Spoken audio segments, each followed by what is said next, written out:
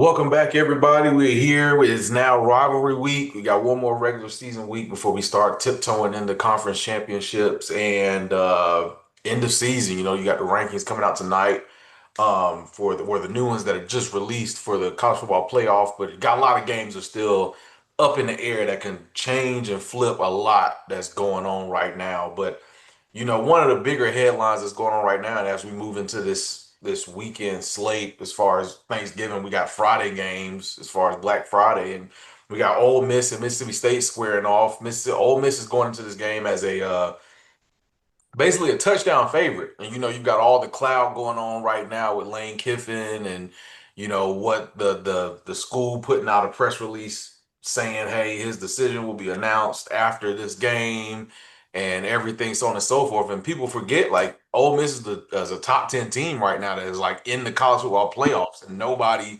seems to be talking about it whatsoever. It's all about what the decision is going to be with Lane Kiffin. And to me, it just seems like that's a crazy thing to kind of have going on. It could serve as a big distraction, especially against a Mississippi State team that's challenged a lot of top teams in the SEC. They've had tons of one-score games that they've lost and could easily be, a winning program this season. It seems like they're figuring some things out down there in in Starkville. So I mean, as for a noon kickoff on Friday, all eyes, well, not all eyes, but you're one of the premier SEC games on Friday. What are y'all thinking about this one? See, this one right here is interesting to me because I think when you think about big picture, how my life has gone for the last 30 years, I would think that no way Ole Miss is worried about some off the field drama this late in the season. They ready to rock and roll, get this last game out of the way, and be ready until try to prove to everybody they're a national championship team. But for some reason, it just doesn't feel like that. And I think it just has to be with everything going on with Lane Kiffin, like you said, Van. And to me, this just screams he's gone. It just screams he's out of there. I have no idea what he's going to do. I've said on this podcast multiple times, if he has any real choice about his legacy, I would choose LSU if I was in his shoes. Just because to me, you got all the things you need in that atmosphere. But I understand every different view of each different school. I get each one of them. To me, I don't understand why it's such a big deal if you're going to just announce that you're going to extend them. Yeah. Ole Miss part. You wouldn't do all this charades. He wouldn't do all this charades. It would just be something we're going to nip this in the bud type thing if it's an extension, like every other school that's extended their coach has done. So to me, it's an upset alert for Ole Miss, and Ole Miss could easily lose this game by 3 to 7 points, easily. It's more about Ole Miss than it is about Mississippi State, but Mississippi State will try to make a statement win, and they will try to come in there with motivation and a high urgency to upset a team that looks like they're all over the place. So Ole Miss, I think, can win this game if Lane Kiffin says he's going to stay. But I think it comes down to that to me. It comes down if he's going to leave or if he's going to stay. If he stays, he's going to have his team ready to rock and roll. If he's leaving, you can tell early in this game they're just not prepared and they're not ready for it. What do you think, Sean? I am definitely right along those same lines with you in that regard. If he was going to stay at Ole Miss, if he knew right now that he was going to be staying at Ole Miss, it would have already been said. It would have been stated already. There's, like you said, Drew, there's absolutely no reason not to say, "Hey, I'm going to stay." If in fact that's what your plan is, you know what I'm saying? I'm with you. Now he may still be trying to figure it all out. But that's where we get into the problem with the game that's coming up. You know what I'm saying? You've been dealt a deadline, and I don't care who you are. No one likes deadlines, and you got a deadline here. Your team is about to go to the college football playoff potentially, and the big problem here is Mississippi State actually has the ingredients to beat you. You know what I'm saying? They got the ingredients to do it.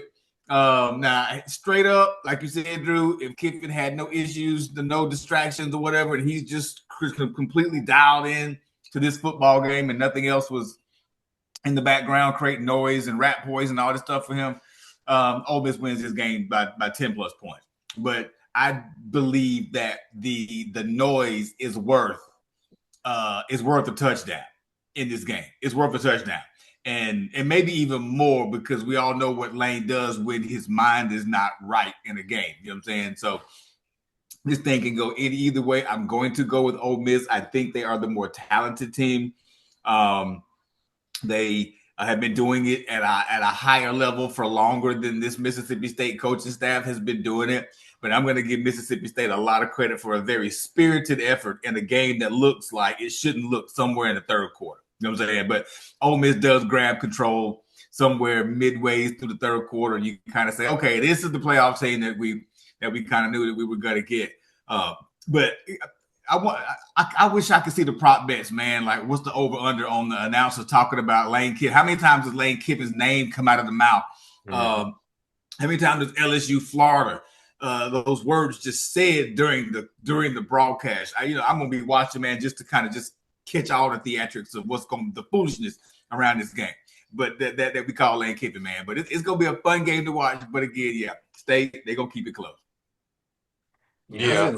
I've heard so far about Lane Kiffin is even though he might be in the Ole Miss might play in the playoffs, but Lane Kiffin might not coach in the playoffs. That's like, man, this age of football we in is crazy. That's all I'm ending on with my standpoint. It's so crazy right now.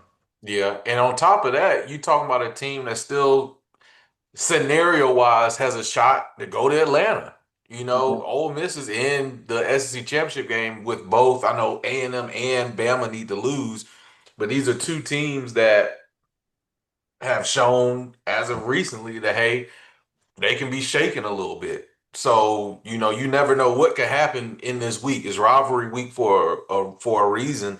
And even then, you talk about making a decision after this game, and you very much could walk out of this weekend with another game to go to in 2 weeks in Atlanta. And hey, where is our coach going to be with that? And so on and so forth. That's just a crazy thing in my mind to have going on. Like, you're in a very stable position right now, and everything that you're doing, everything in your power to make this a non-stable position. Yeah. Now, I would say this though, if they do, I don't think the scenario will happen where they get to Atlanta. But if they do get to Atlanta, I think Lane Kiffin will be way more inclined to coach that game, and then that be it. Because at the schools he's going to choose, he's going to stay in the SEC. Being on the top of the SEC for whatever period of time you are, that matters. That holds weight in just who you are as a coach. And that's why I think to me, it's a legacy decision for Lane Kiffin. It's kind of like, what do I want my next 10 years to look like? And I just hate to say Ole Miss ain't it.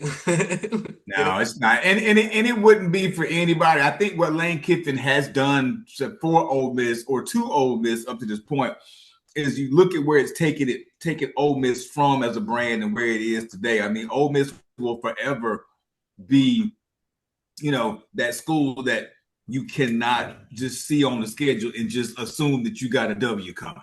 You know what I'm saying? Yeah. Lane Kiffin, Hugh Freeze and Lane Kiffin, have done this. So kudos to Ole Miss for getting where they've got, but now they're going to have to find a coach that is going to elevate if this is what happens.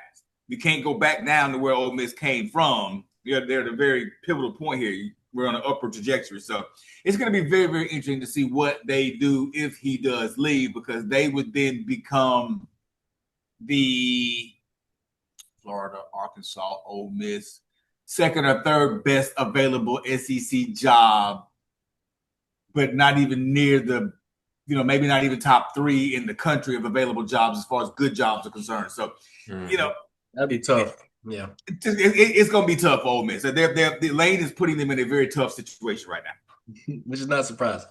Yeah, no shock for sure. Well, hey, staying on Friday, moving into the next game is Georgia on the road at Georgia Tech. I think everybody remembers this infamous game from last season that went to 8 overtimes. It ended up with Georgia winning by 2 off all those 2-point conversions. I'm just going back and forth, and you got Haynes King out there just literally willing Georgia Tech to a win. This is another one of those games where, Georgia Tech's coming off of they've lost 2 out of their last 3. Kind of looking a little beat up, so to speak. But like I said, all bets are off when you get to this time of the season, this week of the season. You know, Georgia's going into it as a 2 touchdown favorite, but this is an away game for Georgia, the number 4 team in the country, going to Georgia Tech, and Georgia Tech being a home environment now, which is crazy to think that they've built this back up into what they have. You know, you have Clemson earlier in the season, and not knocking on what Clemson has been this year or anything like that, but that's a very talented team going into Georgia Tech, and then just you let the crowd get into it there, you let the everything get behind Georgia Tech, and you end up with in another dogfight. Now I don't think this game will be in the 40s or anything like that, and I do think Georgia will walk out of this one. But this is another one that could just shake everything up when it comes to playoff time and playoff decisions. If somehow they're able to pull this one out and get the win in Atlanta, which is crazy to me. It's not a true home game. I hate that they moved this to Mercedes-Benz Stadium. I've very much preferred, even though they're both sitting there in Georgia, keep those. I'm very much an advocate of keep big games or even rivalry games. Keep them at the schools. Let the fans get involved. Let the student sectors get involved. So on and so forth. Stop putting it in these neutral environments. But what are y'all thinking about this one in Georgia? Man, I think Georgia is in a predicament right now where if they had to go into Georgia State Stadium, I think that it would be a closer game. But I think what you've seen from Georgia Tech these last couple weeks, and really kind of all season, I just don't think they're ready for this type of game from Georgia and what Georgia's trying to pursue and truly a national championship. And I think they have everything capable to win a national championship. And I think Kirby Smart knows that. By the way, he's been talking lately just about this team and their mentality and what they can do. And I think against Texas, that you saw this team play their best 60-minute game. In aspects of just like, we're better than you. We can make mistakes, we can get penalties, we can do whatever. And you know what? We're better than you. We know that, and we're going to impose that each and every down. That was what I saw against Texas. This game right here, I think Georgia has the opportunity to do the same thing again all throughout this game. It being a neutral site in a place where Jordan's familiar with, I think it just equals more in their favor. And I don't think they really have anything to lose in this game. I think if they lost this game, they would still be firmly in the playoffs. And I think that's what their overall focus is, not even really SEC championship. If they get there, that'd be great. And we talked about Ole Miss in the last videos, early in this video. So Georgia has a better chance to Ole Miss to stay in the playoffs, stay in the conference championship if certain things were to go wrong. So I think Georgia's in the place where we're just gonna stay healthy, stay clean, get out early, and keep it in the 2 score range of trying to stay up on this team. And they're gonna walk out of this game just waiting to see what's gonna happen Saturday afternoon. Yeah, I believe that complacency is probably the number one thing that could allow Georgia to lose this game, because even if they do lose it, even if they get blown out, they're not going to not miss the playoff, right? They won't. This would be a second loss to, I think, Georgia Tech, maybe a ranked opponent. I know they were ranked at some point in time this year. They've looked really good at some point in time this year, and it's very similar to Mississippi State and Ole Miss. I do think Georgia Tech does have the ingredients to, I'm not going to say beat. I do think they have the ingredients to keep this game close. Now, the way I analyze this game, I say to myself, okay, is Georgia Tech better this year than they were last year? I say, yeah, probably so.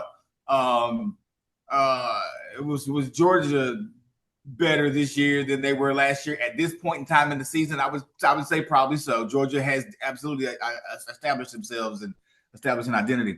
But this is not going to be a heavyweight fight. I think Kirby Smart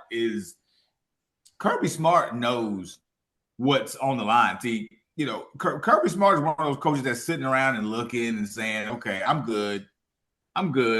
But when you go back, you look in the rearview mirror and look at what Kirby Smart has done lately, it hasn't really been much. It hasn't been much. Now, that's not near enough for anyone to say, hey, let's move off of Kirby Smart. Let's talk about Kirby Smart maybe being somebody. Is he our guy in the future? Or is he the next Dabo Swinney? See, Dabo has also shown you a playbook of a coach that has won at a very, very high clip. And then all of a sudden, because of a couple of things that just basically just tanked, and he's kind of living off his reputation right now. And the folks at Clemson are kind of asking for him to go ahead and just kind of move back this way a little bit. That could happen to Kirby Smart if he does not produce championships, right? Playoff appearances are not going to be good enough for Georgia. Honestly, playoff appearances should not be good enough for Alabama. I do feel like we're about to make that a norm, but that's another conversation. But for Georgia in particular, because of how dominant they have been, uh, they really it's national championship or bust. So I think Kirby Smart knows that he cannot be complacent in this game. Georgia Tech has always been his little bi, his little brother. You know what I'm saying? I don't care whether the game's being played at Bobby Dodd Stadium or whether it's been played in the sandbox. Georgia and Kirby Smart, they gonna come down and monkey stop Georgia Tech. I got this is 35-10, 35-13 business for me. You know what I'm saying? Georgia's gonna come in. It's just a business trip. They're gonna be back in their dorm playing PlayStation at about 6-7 o'clock, man, chilling, man, eating some cereal, man, and just having a good time, getting ready to go to the playoffs and win the SEC. Yeah. And when you look at Georgia, it's like, what do they want? You're sitting as high as you can sit without being guaranteed the SEC championship slot right now. You're sitting at 4.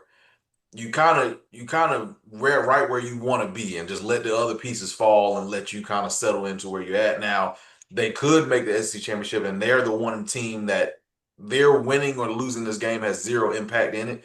They're in if Bama loses or if A&M loses. So if either one of those teams lose, then you're in. But I think when you're looking at Georgia, it's kind of like, hey, what better spot can we get? We're already looking at getting a bye because we're one of the first 4, the one of the top 4. Now, if that holds, that's a different, they're different. What am I trying to say? That's a different scenario. Whether what other teams do, you kind of at the mercy of what everybody is and what other conference champions are out there that might slide into those spots. You got to think of if it is A&M and Bama going to the SEC championship game and Bama does win it, do they slide into that top 4 and you drop Georgia out and keep A&M up there because it's one loss and so on and so forth. It's a lot of different variables to that. But if you're Georgia, you're very comfortable in this game. You're very much treating this like Sean, like you said, like a business trip. Just, hey, stay healthy. We got the playoffs we're getting ready to play for, go get a national championship and so on and so forth. So it'll be interesting to see. And then moving on to the night game for Friday, we got A&M going on the road to take on Texas. A&M is a 2.5 point favorite. This should be a huge, huge, huge game. This is the one that you put this on the big TV in the living room and everybody can gather around and watch it. This is the one you want to sit down and actually pay all your attention to, just because of not only implications of this game, but because of the rivalry of it being Texas and A&M. And Texas have made kind of a, I don't want to say a full turnaround because it seems like throughout the entire season, the committee and ESPN and everybody that does the AP polls and all stuff, they were giving Texas the path to work their way back into it. They wanted Texas to be around. They're one of those names. They're like, hey, we're gonna just help them out as much as we can. As bad as they looked in the middle and the beginning of the season, we want them here or to mean something at the end. So you got that, and then at the same time, A&M has shown, I don't want to say in the last couple of weeks, but A&M is a team that, I mean, what is it? Is it that they're kind of young still, or so on and so forth? You had the scare with South Carolina. Other than that, you put up and blew out almost everybody week in and week out. But you showed some chinks in the armor in that game against some pretty decent competition against South Carolina. This is a game you got to go on the road to Texas, and I think Arch is playing with a whole lot of confidence right now, which is what you want going into this game. The Texas defense is giving up some yards and some points going on right now against their matchup they just had with Arkansas. But I'm just thinking this is a game that you sit down, you watch it. Texas very much could pull out a win in this ball game and give A&M their first loss. Now, I think having that close game with South Carolina helps a lot on A&M side because it's like, hey, you had your scare. You don't want that to happen in this game. You wanted that to happen early. All right, let's gather around, let's refocus, relock in, and then keep going forward. But this is another team where if you win, you're in the SEC championship for the first time and see how things go from there. So, what do y'all think about this one? I think this one right here is going to be all about Texas A&M. I think they have the talent that they've seen all season to be able to really beat Texas in a decently obvious way that they're the better team. I think we overall think about Texas A&M. I was listening to Nick Saban talk about last Saturday and saying, but our teams that they're showing chinks in their armor. And they're just saying it's tough for these young kids to really put a full season together of great football where they don't have any faults or don't have any losses or anything like that. So I think what you saw against South Carolina was just a team that just had a bad half of football. Like they just seemed off. Like, they didn't seem like they were just getting beat handily by South Carolina. It just like some of the mistakes they were making just didn't seem like that was them making it. Drop touchdowns, throwing in the double coverage, underthrowing balls. It was just a lot of things that just didn't seem normal. In that second half, they turned it on. I think that is the real Texas A&M team that you're gonna see against Texas. Texas just to me got exposed against Georgia, and I think that is who they are against big name teams. If this was a team that was maybe not in the SEC, a team that's a little bit more showboaty, maybe like an Oregon or something like that, I think Texas can go in there and beat them, or Texas can have a better chance of beating them than a team that's just going to be smash mouth coming at you all game long with a dominant team that's proven to be an undefeated regular season team. Walk in Atlanta, try to win the SEC championship. That's something that we haven't really talked about Texas A&M for a long time. And I think this is the team to do it. So Arch, you got a big test against you this Saturday, and it's going to be in your hands to will this team to a victory. Not just have good stats, but you got to know how to win football games. That's what it's about. Shark is another big game for you. You can't drop this ball. It's in Texas's favor to upset this game because they need that type of win. But I don't think they got a chance to do it. I got Texas A&M winning this one by at least 14 points. Yeah, I think A&M is the better team here. And I'm still trying to figure Mike Elko out. Like I'm not really a fan of his. I just hear a lot of really good things about him. His peers, the other coaches in the SEC, they all have really good things to say about him. The players have really good things to say about him. I don't know if that's because he's winning and he kind of came in and kind of hit the ground running and just started winning, kind of like maybe like a Cignetti at Indiana. They kind of remind me of each other and kind of how their coaching paths are kind of going.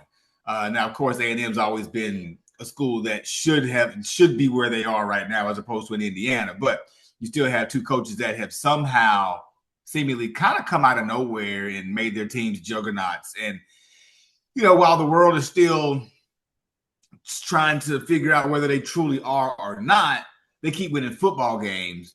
And some ugly, A&M should have lost to Carolina.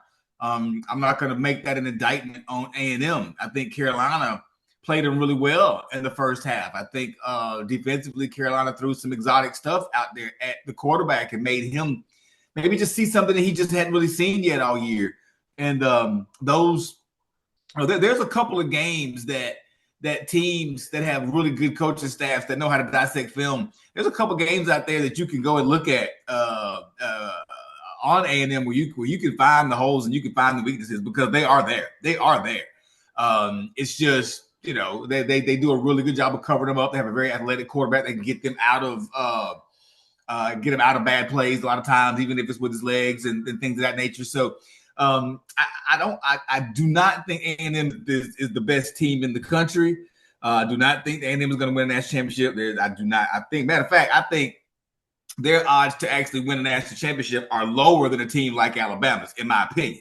We'll get into that later, just based off of how they play and who they played and things of that nature. But this game, it's too much A&M.